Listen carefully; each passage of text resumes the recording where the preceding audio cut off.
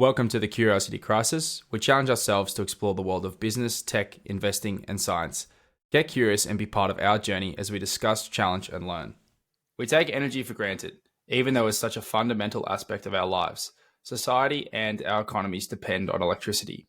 Today, we're chatting with Dylan Pathirana, a renewable energy engineer and energy market enthusiast, to break down what actually happens behind the scenes when we turn on a switch at home. How does the industry and the energy market facilitate the use of electricity in our lives? This will be the third installment in a micro-series tackling different parts of the energy transition. We'll talk about the energy market, electricity generation and transmission at a high level to hopefully explain how electricity gets to your home and turns on your light at the flick of a switch. Dylan, welcome to the show. Luke, mate, thanks for having me. It's good to be back. Oh, it's excellent. So, for those who are wondering, yes, Dylan has been on the show before. He went to Stanford Ignite and has started a company, a startup, which we interviewed him about. And he's also the host of a podcast called The Quest for Success, which we highly recommend checking out. So just kicking off, what's been keeping you curious, Dylan? Oh, Lukey, I suppose at the moment I am, as you said, kind of in the startup scene. And I've been thinking a lot about venture capital. I know it's something that you and me and Kush have talked a lot about. So actually, I'm reading a book called The Power Law, which is very much about venture capital and kind of how it shaped Silicon Valley. So just been thinking a lot about venture capital and kind of whether or not it's something that's in my future. Yeah. Oh, awesome. What about you, Lukey? What's been keeping you curious? Mine is a pretty simple one. I got a Kindle approaching a year ago and I'm yet to read a book on it. Anyway, I finally decided to pull the trigger and I've bought a series and I'm starting to use my Kindle because I'm one of those, I'm a bit of a traditionalist when it comes to books. I really enjoy having the pages in front of me. But the convenience, especially when traveling, of having a Kindle, I think has slowly outweighed it to an extent. So I've been really enjoying the fact that you don't need a reading light and I can carry a very large book in a very small amount of space. So that's really been mine, actually. So jumping right into it, Dylan, what is the energy market and how does it function? I mean, that's a massive question. But I suppose for me, when I first started, someone actually told me something which was quite profound and totally changed it for me. But we all take it for granted right now. If I go and flick a switch on to turn these lights on, I'm not thinking about the huge amount of work that goes on behind the scenes to actually get the electricity to my light bulb. And I suppose the energy market is the mechanism that makes that happen. There is suppliers and a demand like us, and somehow in the middle, the energy market makes the equilibrium. So there is enough energy being supplied to meet the demand. So that's kind of the goal of the energy market, is to streamline that process. Yeah, so you just mentioned that, you flick on a switch and there's all these things that happen in the background. Do you want to talk a little bit about some of the things that do happen in the background when you do that? Yeah, for sure. So I'll do this kind of high level, but basically the energy market, energy is being traded every 5 minutes of the day. So suppliers are bidding for how much capacity they have available to generate. And then our retailers, so people who provide us regular people electricity, they're buying that electricity off the wholesale market. And so suppliers are being turned on and off based on their bids, and electricity is being delivered via our transmission network to customers. Yeah, so there's like these additional mechanisms that are behind the scenes that no end user really sees. They just see the end product. So I guess, speaking of those different components, what role do like energy producers have, suppliers and distributors, because they're all slightly different, sitting in the market and how everything kind of pieced together so that when I turn a light on, it works. Do you want to just briefly say, what do each of those people or players in the market do? Yeah, sure. So at a high level, the suppliers or the generators are the ones actually with the power plants, with the solar farms, with the wind farms, actually generating the electricity. And then that electricity being generated somehow needs to get to homes, to people, and to big facilities. And that's done via the transmission network. So big generators are connected to the transmission network, and then that allows the power to flow to load centers, so cities and other places where electricity is used. And you mentioned retailers in there. And essentially, the goal of retailers is to aggregate customers and act on their behalf to buy electricity. Because if you get rid of retailers, essentially everyone has to buy their own electricity. And the electricity market as a whole would just become so overburdened with admin. You can just imagine everyone, all 24 million people bidding for their electricity every 5 minutes of the day. It would just become absolute chaos. So retailers are there as intermediaries to kind of trade on behalf of you and me. And I think the other important thing is that people don't want a variable price.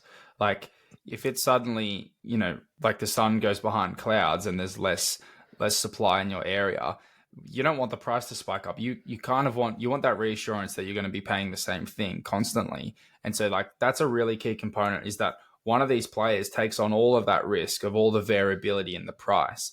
And so that when you're on the other side, everything remains consistent, and you can, like imagine trying to budget your electricity bill at home if suddenly the price could spike up 100 times. That's not very useful for the end user.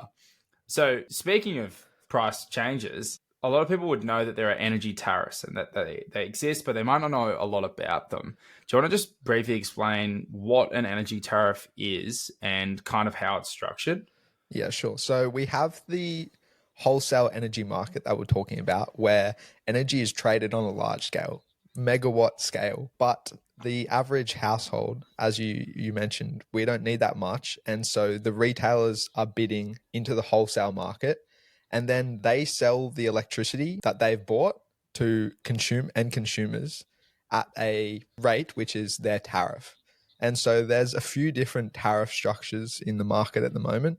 I won't cover all of them, but the key ones are flat tariff, which was traditionally the main one, where you pay the same price all throughout the day.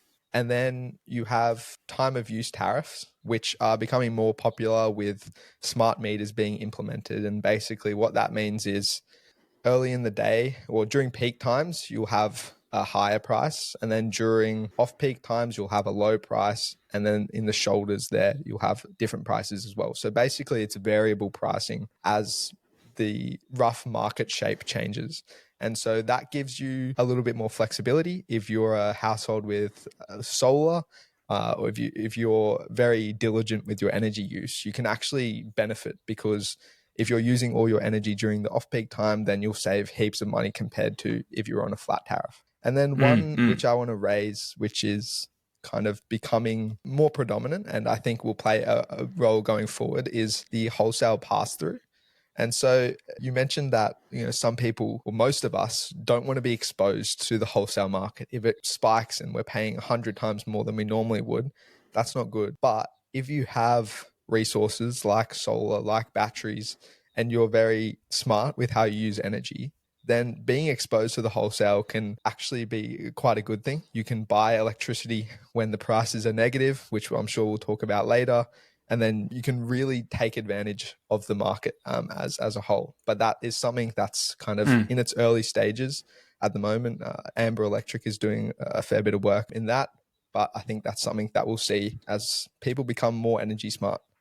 Yeah, and I think, like I just recap here with, these fundamentals apply to essentially every energy market in the world. Like we're talking about Australia because Dylan has experience in generation in the Australian energy market, and I have experience in the trading side of the energy market. But if I'm just to recap, like there is this mechanism of you have a marketplace where this resource, this commodity is bought and sold, and that affects the people that need to use it. And so you have these different players, and they take on different kind of responsibilities, whether that's the risk side of it and then they make a profit, or the generation side of it, or the whatever it is that's all happening behind the scenes. And as you put it before, when you flick on a switch, you're changing that market because you are increasing the demand that gets put on. So you're changing that supply demand equilibrium when you do anything that requires it. So that's, I think, fantastic overview of kind of what's going on. And yeah, I really appreciate kind of your knowledge and insight into this stuff. So if we want to talk about some of the factors that kind of influence this supply and demand of electricity, can you give us something that, yeah, just like a little bit of insight into what it is that affects this curve other than, me turning something on or turning something off.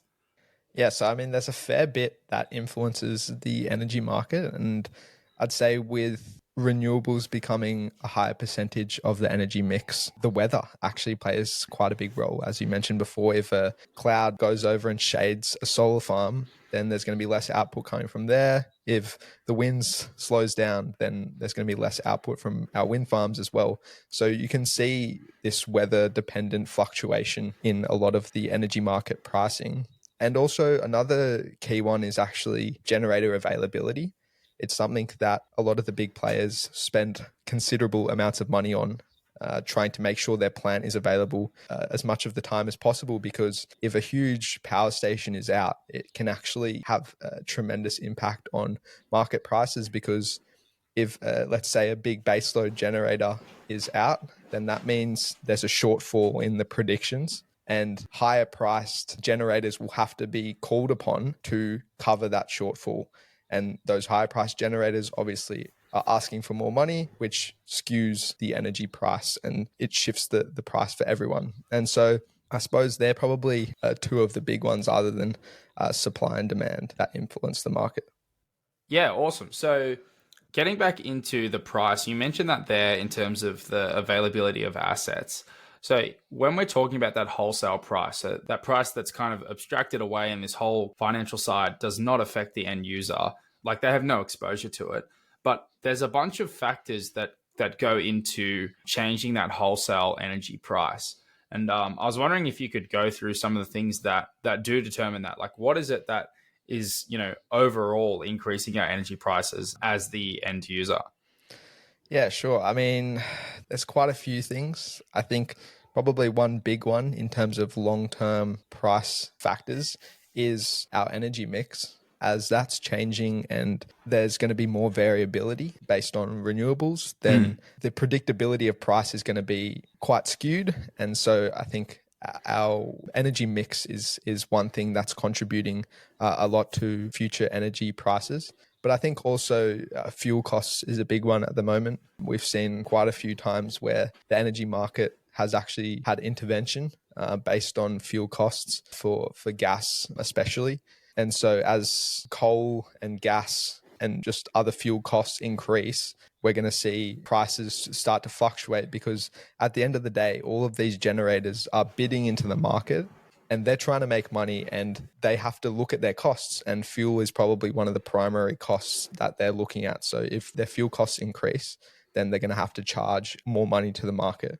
And I think I touched on it before, but our outage calendar looks quite far into the future. So if a generator knows they have to do planned maintenance or they have an issue with their plant, they have to alert the energy market operator, AEMO, to say that they're going to have an outage so that the market can be rebalanced. And as we're seeing a lot of plant get to end of life, especially old thermal plant, their outages are becoming more frequent and longer duration. And so having base load out more frequently is causing price to also go up. But I suppose that sounds a bit doom and gloom. But with renewables coming online, we said that cost is being driven by price. Renewables have very low or no fuel costs. And so that is an element that's driving a price down in the future as well. Yeah. And actually, really interesting that you mentioned that about kind of the intermittency of renewables before. Is so our last episode in this energy series, we talked about nuclear, and one of the interesting things about nuclear is it actually would reduce prices for the end user because there's no variability in it.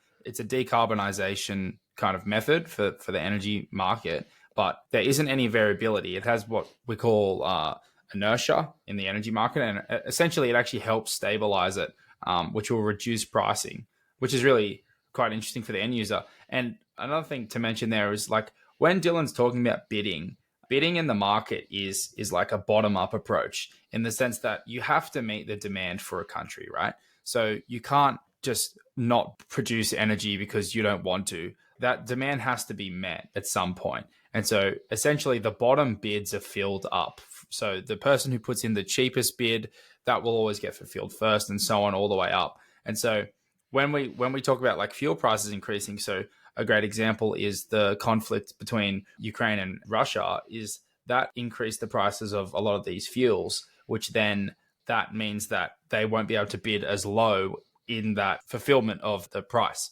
So these are all like little things that I guess people don't really think about. But yeah, when you flick on that switch, there's all these things that are happening on in the background that are going to determine the price of that moment of electricity that needs to be produced. Yeah, and So I just want to add a point there, Luke, because I think I kind of said at the beginning, but I didn't really go into depth into it. When you turn a switch on, electricity is virtually instantaneous. So supply has to perfectly equal demand. Otherwise, bad things happen.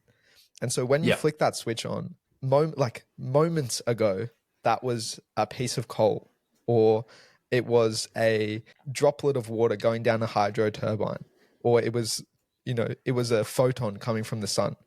As soon as demand is there, momentarily that energy has to be converted. And so there's so much complexity that goes on to actually make that happen.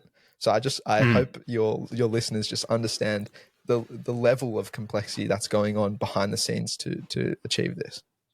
Yeah, that's such a fantastic way of putting it, and really trying to imagine that, you're part of the whole system, and all these other things need to work out to all counterbalance into into where things need to sit.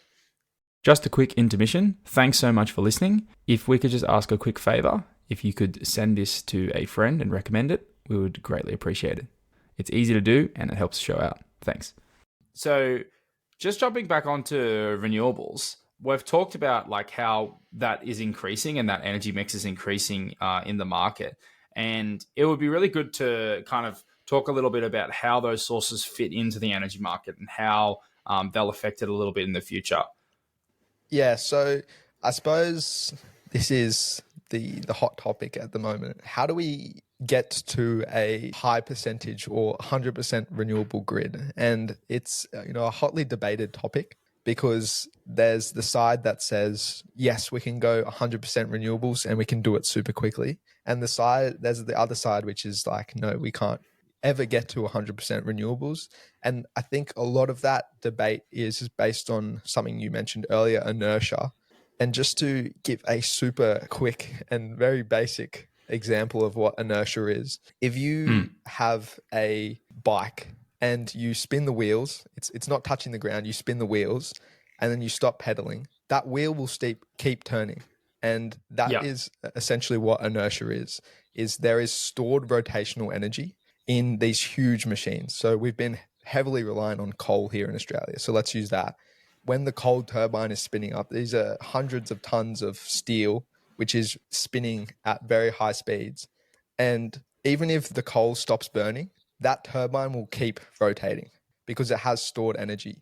And so inertia is essentially stored energy, which is able to fill fluctuations in demand. Because if, let's just say, the market is at equilibrium, all the grid is happy, and then one person turns a light switch on, we don't want to have to start a whole nother coal power plant just to fulfill this one person's light bulb, right? Tiny little light bulb. And so those small fluctuations in demand are actually being absorbed by this rotational mass and all the energy stored in those. So inertia is actually incredibly important for grids because it provides some sort of stability for deviations in demand. And we're at a stage where we can't, and I don't think we ever will be able to perfectly forecast demand. And so having inertia in a grid is really important. And so going back to the question, I suppose, our renewables, solar, wind, they don't have inertia. People might think because the wind turbine spins, there's inertia in that. But because of the complex electronics that goes around in the background, it actually doesn't have inertia. So our primary renewables actually don't have an inertia. And that's kind of where this balance piece comes in, where we need firming, which might be another buzzword which you've heard. And that's basically some sort of storage which enables these renewables to have some level of inertia, if that makes sense. So if I use this solar to spin up a flywheel, there is essentially inertia in the system. Like we go back to something that we understand, a system with inertia. And I suppose that's kind of where we're at. And renewables are becoming more and more popular, obviously, as we try and decarbonize our grid. But I think personally, there's going to be a balancing act of how do we, as quickly as possible, transition to a high percentage renewables grid, but still have a high level of stability. Because I think it's important that we don't rush and have a grid that is very fragile, because then we'll suffer the consequences of that. That is such a fantastic breakdown. So, what is kind of peak demand periods and how are they managed? Yeah, so based on our consumer habits, most people or most grids experience something similar where at the beginning of a day, people are turning on their lights, they're cooking breakfast, turning on their kettles. And so we see a big spike in demand early on in the day. And then throughout the day, things are fairly stable. Everyone's out, everyone's at work, but you still have commercial loads and things like that. So there is still demand during the day. And then in the evenings, you get that peak of people are coming home, cooking dinner, having hot showers. And so you really see those peak demand periods at the beginning and the end of the day. And one other thing that's kind of contributing to this is the influx of rooftop solar. And so although we were getting quite big peaks in demand at the beginning and end of the day, now the middle of the day load is actually getting cut out by all of this rooftop solar that is generating at its peak during the middle of the day. So for those who don't know, your solar production curve is very much a bell curve with its middle around midday, because that's when the sun is normally above your panels. And so that's actually eating into your demand profile. And so that's where we get this thing called the duck curve, where basically our demand profile kind of looks like a duck, because now the back of the duck is being eaten away by all of this solar coming into the grid. And in addition to this, we're actually facing a problem which I think most people never thought we would, where we're actually hitting minimum demand periods, where it sounds so counterintuitive, but we're reaching a point where there's not enough demand in the market to keep enough security and stability in the grid. And what I mean by that is there is a minimum amount of generation, of inertia-based generation, that is required to keep the grid stable. And so during the middle of the day, we're hitting periods where there's not enough demand to keep those generators online. And so we've actually kind of flipped the challenge on its head. And now we're trying to figure out ways to solve this minimum demand challenge as well. And so that could be things like changing consumer habits, putting your pool pumps on during the middle of the days, trying to do your washing in the middle of the day, or if you have EVs, charging it during the day and trying to get more commercial load, heating and cooling of buildings and things like that. So it's something that's changed quite dramatically from years gone by. Yeah, that's so good. And actually a little bit of a fun fact, only recently in Australia, the highest producer is now rooftop solar. On a really hot day, that solar curve kind of looks like a bell curve where the highest point is in the middle, but the demand is actually the opposite of that, like you were saying with the duck curve. Yeah, it's such an interesting and counterintuitive kind of thing. Yeah, and it's getting to a point where, everyone is very much on the rooftop solar hype train. It's gotten to a point where we have too much rooftop solar, to be honest with you. And network operators, the people who own the poles and wires in your street, they're actually going to start charging you to export your solar back into the grid, because they have too much of it during the middle of the day and it's costing them a lot of money to try and manage their network. And so the investment principle for solar is actually going to take a little bit of a hit once that kind of rolls out across the country as well. Yeah, and like the alternative to that is you have to increase the price of electricity for everyone, because you need to somehow encourage demand during the middle of the day and discourage that additional generation when you don't need it, essentially. So it's actually a really complex problem, and it's super interesting. So we'll get into something interesting related to that, which is consumer energy resources. So we've talked about home solar, but there's also like batteries and EVs to consider. And we want to just mainly talk about the high level stuff here because it can get really intricate. But I guess if I was to just ask you generally, how are those considerations changing the picture a little bit? What are some of the things that come to mind? Yeah, I'll leave the solar piece to the side because we've kind of touched on that. But EVs, from my perspective, are going to play quite a big role because, as we said, peak demand is kind of happening in the mornings and the evenings at the moment. And so if you imagine a world where everyone has an EV, they drive it to work and then they come home, what is traditional consumer behavior? Everyone's going to plug in their car, and that's going to put a huge amount of demand on the grid. If everyone comes home from work, plugs in their car, our peak demand period is going to go exponentially higher. And so I suppose there's going to be a big management piece here as EVs become more prominent. And I'm not saying anything bad about EVs. I think they're fantastic, but our management of how we charge those vehicles is going to become very critical. And that might be shifting time periods when we charge and improving work charging facilities. So people are charging at work during when we have all of that solar to utilize, or having timed charging where when we plug in, your car might charge at 6 p.m, my car might charge at midnight. It doesn't matter as long as we both have enough range to get to work the next day. And then I suppose home batteries, they're becoming more prevalent as the price comes down on them. And there's a lot of people offering solar and battery packages as well, which is great. And I suppose what that allows us to do is when people are putting solar on their roof, rather than exporting it to the grid, they can be storing that energy for them to use later in the evening. And that has a bit of a win-win benefit, because not only is it somewhat solving the problem of having too much solar going into the grid, but it's also helping the homeowner, because if they are on a time of use tariff or wholesale pass-through and they come home, we all want to cook dinner.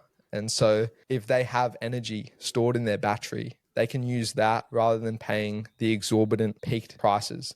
And I think we're also seeing a few trials of community batteries, which are basically batteries put in one location to serve all of the residents in that area. And that's something that's kind of being done by the network providers to almost counteract this oversaturation of solar. So rather than exporting all that solar back into the grid, then they can keep it within the local area, put it into this community battery, charge that up during the day. And then when there's demand periods later or earlier in the day, they can utilize that.